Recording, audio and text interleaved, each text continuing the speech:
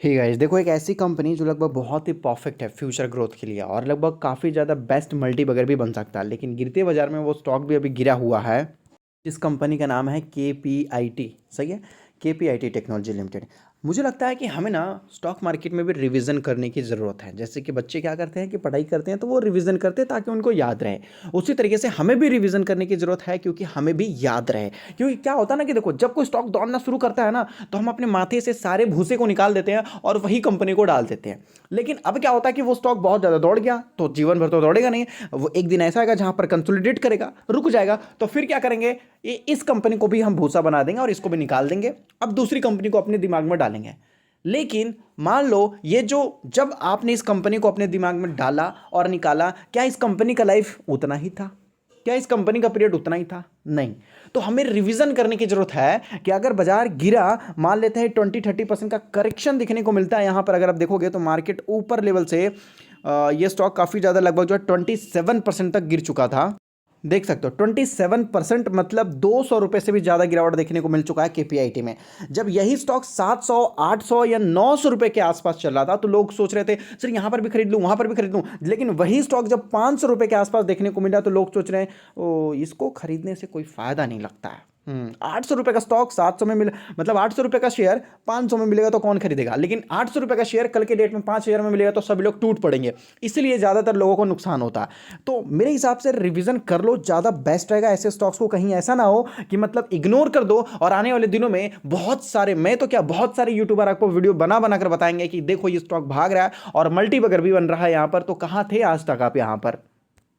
देखो पहले समझो, यहाँ पर सपोज कल के डेट में आप कार खरीदने जाते हो तो आप क्या उम्मीद करते हो कि जब मैं कार खरीदने जाऊंगा तो क्या हो सकता है? नई टेक्नोलॉजी होगी, या फिर मान लेते हैं कि कुछ ना कुछ आपको उल्टा फुल्टा करके दिया जाएगा। सपोज आप कार खरीदने जाते हो, आपको अगर नई टेक्नोलॉजी देती है, उस कार में बहुत ज़्यादा नए फीचर्स होते हैं तो लोग काफ़ी ज़्यादा अच्छा फील करते हैं, है कि नहीं?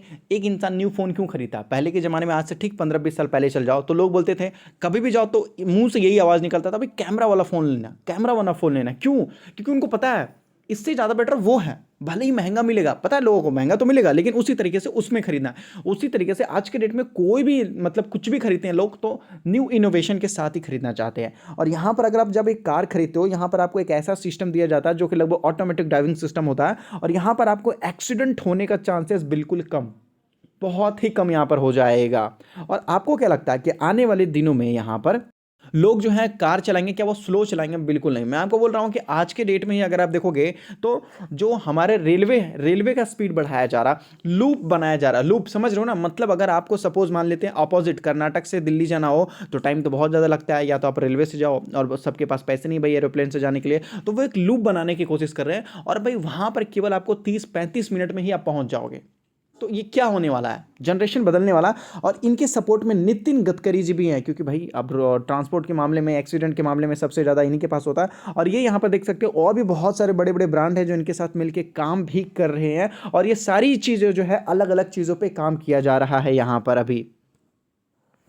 तो अभी देखेंगे यहाँ पर और भी बहुत सारे टेक्नोलॉजी रहेंगे यहाँ। अब देखो इनके रेवेन्यू को थोड़ा बहुत डिवाइड किया गया है, सही है। रॉ से देखेंगे 17% के आसपास, यूएसए से देखेंगे 42% के आसपास, यूरोप से देखेंगे 41% के आसपास। व्हीकल्स वगैरह देख लेते हैं। यहाँ पर देखोगे सबसे ज़्यादा जो है लगभग पैसेंजर कार से आता है जो कि 77% के आसपास है। देखो मैं आपको बता दूँ कि ज़्यादातर लोग जब कार वगैरह खरीदते हैं तो उनकी उम्मीद होती है कि पीछे से, जो पिछले बार से इस बार कुछ अच्छा ही होगा, तभी वो ज़्यादातर खरीदने जाते हैं। देखो अब देखो अभी देखा होगा आप लोगों ने, महिंद्रा का एक कार लॉन्च हुआ है, XUV 800 या 700 कुछ लॉन्च हुआ है, XUV करके, समझ रहे हो ना? महिंद्रा का न्यू लोगो के साथ है, न्यू टेक्नोलॉजी के साथ है। मैं आपको बता दूं, उसको जो आगे से जो शटर उठाने वाला होता है ना, उसमें हाइड्रोलिक नहीं दिया गया है, हाइड्रोलिक नहीं दिया गया है, समझ रहे हो? BMW का अगर आप एक स्कूटी भी खरीदते हो ना, स्कूटी की बात की जा रही है, बहुत बड़ी चीज़ तो नहीं, उसमें भी आपको हाइड्रोलिक दिया जाता है। पता है कहाँ? सीट को उठाने के लिए। ये क्या है? और बहुत छोटा पतला सा दिया जाता है, समझ रहे हो? छोटा सा पतला सा हाइड्रोलिक दिया जाता है केवल सीट को उठाने के लिए। भाई एक बच्चा बच्चा भी सीट को उठा देगा। लेकिन क्या है? ये टेक्नोलॉजी है, टेक्नोलॉजी है। इस वजह से BMW है और महिंद्रा है। समझ लो, टेक्नोलॉजी को पकड़ो। मैं आपको बताना चाहता हूं, अगर एक इंसान आपका काम, एक काम करने के लिए 10 दिन लगा रहा, टेक्नोलॉजी ला दो भाई, वहां पर काम हो जाएगा आपका बहुत जल्द। तो इसके ऊपर ध्यान देने से ज़्यादा बेटर होगा। तो पैसेंजर कार से सबसे ज़्यादा बेनिफिट पैसा कमा लेती है कंपनी, और आजकल के डेट में इलेक्ट्रिक व्हीकल्स के लिए जो सॉफ्टवेयर वगैरह बना रही है ये KPIT कंपनी ही बना रही है यहाँ पर। सही है। न्यू मोबिलिटी जो कि 1% के आसपास है, यहाँ पर देख सकते हो जो कि कमर्शियल व्हीकल है वो 22% के आसपास है। तो वहाँ पर भी इनकी पकड़ काफ़ी अच्छा है, और हर जगह में लगभग ये अपने मतलब नई कंपनी है तो इसको अडॉप्ट करने में थोड़ा टाइम लग रहा है, लेकिन हाँ काम जरूर करेंगे। भारत में बहुत मतलब ये चीज़ें थोड़ी बहुत पीछे है, समझ लो। यहाँ पर क्या चाहिए होता है कि भाई देखो थोड़ा सस्ता मिल जाए, तो अब सस्ता मिलेगा तो बहुत सारी ऐसी चीज़ें हैं जिनको हटाना पड़ जाता है वहाँ से।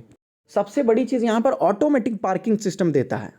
इससे क्या होता है ना कि लगभग मान लेते हैं कि आपको कोई टेंशन ही नहीं होगा। मान लीजिए बहुत सारे लोग क्या होता है ना कि आगे से तो ठीक चला लेते हैं, लेकिन जब उनको बैक जाना होता है ना तो उनको थोड़ा बहुत तकलीफ होता है, डर लगता है कि कहीं पीछे ठोक ना जाए। मतलब साइड वाइड में भी कभी किसी को लग जाती है, मतलब किसी के कार में, तो इससे क्या होता है लोगों को डर लगता है। तो ये क्या है कि ऑटोमेटिक पार्क हो जाएगा, ऑटोमेटिक, कोई टेंशन कुछ भी नहीं करना है आपको, कुछ भी वहाँ पर करना नहीं है, ऑटोमेटिक। तो इससे क्या होता है ना, इससे पता चलता है लोगों को कि भाई मुझे कोई टेंशन नहीं है आगे आने वाले दिन में। अभी होता क्या था कि बाइक चलाने में लोगों को क्या होता था, क्लच छोड़ने में प्रॉब्लम होता था, लो भाई स्कूटी ला दिया, आपको टेंशन है क्या। आजकल के डेट में देखो तो आने वाले दिनों में कार में भी थोड़ा बहुत प्रॉब्लम होता था, तो कार में भी क्या कर दिया उन्होंने, ये कर दिया थोड़ा मतलब इनोवेशन करके, थोड़ा ये कर दिया, स्ट्रेट वे में कर दिया। मतलब आप बहुत ईजी वे में, एक ही है, एक ही गियर वगैरह है, एक ही से आप सब कुछ हैंडल कर सकते हो। ये क्या लोगों को उससे ज़्यादा क्या होता है, थोड़ा बहुत सेफ्टी फील होता है वहाँ पर। 3-4 चीज़ें एक ही जगह तो थोड़ा कन्फ्यूजन और डर ज़्यादा हो जाता है, और एक्सीडेंट होने का चांसेस बहुत ज़्यादा हो जाता है। देखो KPIT जो कंपनी है ना, ये आर्टिफिशियल इंटेलिजेंसी के लिए और डिजिटल सॉल्यूशन के लिए ज़्यादातर इनका जो है डेवलपमेंट सेंटर आपको देखने को मिल जाएगा। यूरोप में है, USA में है, जापान में है, चाइना में है, थाईलैंड में है, और फिर इंडिया में है। देखो चाइना भी हमसे कई कदम आगे होता है हर एक चीज़ में। अगर आप देखना चाहोगे इलेक्ट्रिक व्हीकल्स में सबसे ज़्यादा आगे चाइना ही चल रहा है भाई। सोलर में देखो तो सबसे ज़्यादा आगे वही चल रहा है भाई। उसके सामने हम आधा भी नहीं होता, 50% में नहीं होते, क्योंकि वो ना बहुत लेटेस्ट चीज़ों को ना क्या करते हैं जल्दी से अडॉप्ट कर लेते हैं। नोकिया मतलब सबके घर घर में होता था, लेकिन आज के डेट में देखो लगभग वो घर के बाहर भी दिखाई नहीं देता नोकिया। क्यों, रीज़न क्या था, नोकिया को लगता क्या कि मेरे पास जो सिम्बियन है, जावा है, उनके पास जो खुद का जो मतलब सिस्टम था, उनको लगता था भाई हम घर घर में है। तो एंड्रॉइड आया, एंड्रॉइड ने बोला भाई आप मुझे एक्सेप्ट कर लो, दुनिया बदल रही है। नोकिया ने बोला कि नहीं मैं नहीं करूँगा, क्योंकि भाई मेरे पास खुद का टेक्नोलॉजी है। और उसके बाद नोकिया को मतलब कोई भी खरीदने से बोलता है नो, नहीं चाहिए मुझे करके। सही है, मैंने कुछ नहीं किया, मुझे नहीं चाहिए नोकिया करके। तो ये होता है जब डेवलपमेंट होता है ना, तो उसको एक्सेप्ट करना चाहिए। और मैं आपको बता दूं रिसर्च एंड डेवलपमेंट में ये जो कंपनी है कितना पैसा खर्च करती है। 2019 में फाइनेंशियल ईयर में ये कंपनी लगभग 6 करोड़ के आसपास पैसा खर्च करती थी, और आज के डेट में लगभग 25 करोड़ रुपए कंपनी पैसा खर्च करती है। और लगभग कंपनी के पास केवल 17 की बात कर रहा हूं, 15 16 17 क्लाइंट से लगभग 84% लगभग जो है रेवेन्यू जनरेट कर लेते हैं, केवल 17। अगर ग्लोबल लेवल में कंपनी के और क्लाइंट्स वगैरह बढ़ जाते हैं तो आपको यहां पर प्रॉफिट होने का चांसेस काफी ज्यादा हो जाएगा, और एक लगभग जो है मल्टीनेशनल कंपनी बन सकता है। इसका मार्केट कैप केवल अभी देखोगे तो लगभग 15,591 करोड़ के आसपास आपको देखने को मिल जाएगा यहां पर। और कंपनी का रिजल्ट वगैरह भी काफी अच्छा आया है। चार्जिंग सोल्यूशन में भी KPIT जो है मैं आपको बोल रहा हूँ एक नया रेवोल्यूशन ला देगा। दिसंबर क्वार्टर में अगर देखोगे कंपनी को लगभग 70 करोड़ का प्रॉफिट हुआ है, और लगभग सितंबर में 65 करोड़ का हुआ था, और लगभग वही जून में देखोगे तो लगभग 60 करोड़ का हुआ था। और पिछले दिसंबर में अगर आप देखोगे तो कंपनी को काफ़ी ज़्यादा कम प्रॉफिट था, वो था केवल 40 करोड़ का, और अभी कंपनी 70 पे पहुँच चुकी है। तो मुझे लगता है कि इलेक्ट्रिक व्हीकल्स में अगर कोई कंपनी खरीदना चाहते हो, टाटा हो गया, महिंद्रा हो गया, आयशा मोटर वगैरह हो गया, या फिर और भी अशोक लेलैंड वगैरह हो गए, ये सारी चीज़ों को छोड़ छाड़ कर अच्छी कंपनी पे पैसा लगाओ, मुझे लगता है वो भी लॉन्ग टर्म के लिए। देखो एक नॉर्मल ब्रांड में और एक बड़े ब्रांड में फ़र्क क्या होता है समझो। अगर नॉर्मल ब्रांड अपना एक स्कूटी निकालती है तो वो सोचती है, क्या सोचती है, देखो यहाँ पर ना मैं इस कंपनी को क्यों बोलता हूँ खरीदने के लिए, एक सिंपल वे में मैं आपको बता देना चाहता हूँ। ये कंपनी का जो स्ट्रेटेजी है ना वो लगभग एप्पल की तरह है। BMW देखो क्या करती है और नॉर्मल ब्रांड क्या करती है। नॉर्मल कल के डेट में अगर कोई और कंपटीशन आएगा वो सोचेगा अच्छा वो कंपनी ने 1 लाख में स्कूटी दिया है, मैं इनको 90,000 में ही दे दूंगा, अब आओ तुम। ये करते हैं ये लोग। BMW क्या बोलता है, अच्छा ये 1 लाख में स्कूटी बेच रहे हैं, बस मैं 20 लाख में बेचूंगा, दम है खरीद लो, ऐसा बोलता है। अभी BMW का एक स्कूटी भी आया जो कि लगभग मिनिमम प्राइस उसका 10 लाख रुपए है।